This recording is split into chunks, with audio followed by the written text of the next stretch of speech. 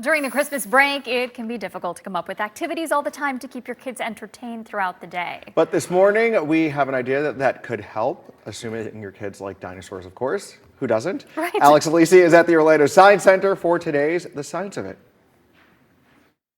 Hello everybody and welcome to the Science of It here at the Orlando Science Center. I have Hadley, and Hadley, we have an awesome activity here. What are we going to be doing today? We are going to be excavating dinosaurs today. Very cool. I know, it's one of my favorite activities. I of course love to talk about dinosaurs. So what we have here is we have some air dry clay, and there's a surprise inside. Interesting. And we do this a lot with our camper kids who come through the museum, and what we'll do is we will use some of our excavation tools here. We have a toothbrush, we have a paintbrush, and we also have a craft stick. Okay. So if you want to go ahead and dig in and try to see what kind of animal we have locked in our...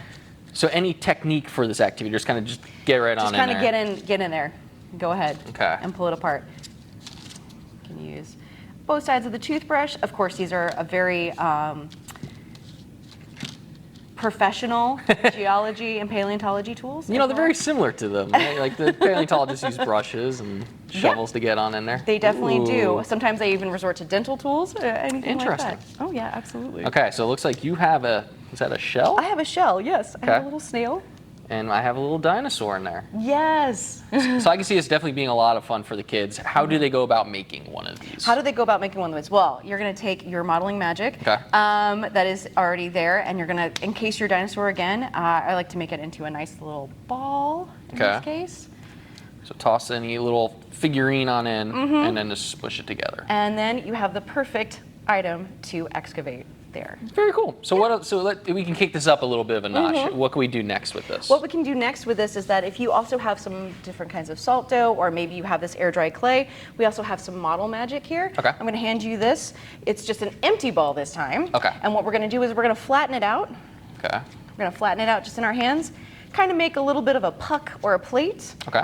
And then we're going to make a trace fossil. So this is an imprint of dinosaur, maybe walks of life. So we can take one of our dinosaurs here, and we can create some footprints. Oh, I see. Can create some footprints, or if you wanted a more full fossil, we can imprint on the side so that we can have an imprint of one of our dinosaurs there. Okay. Ooh, that looks really good.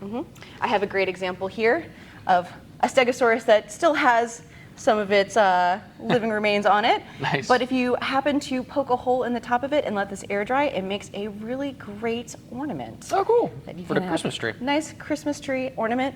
You can add some glitter once it dries. You can paint it. I'm sure Grandma or Grandpa would love that as well. So if people want more information about activities like this or making things, where can they go? What can they do? They can always visit our website at osc.org, find out more about our camp programs and our field trip programs.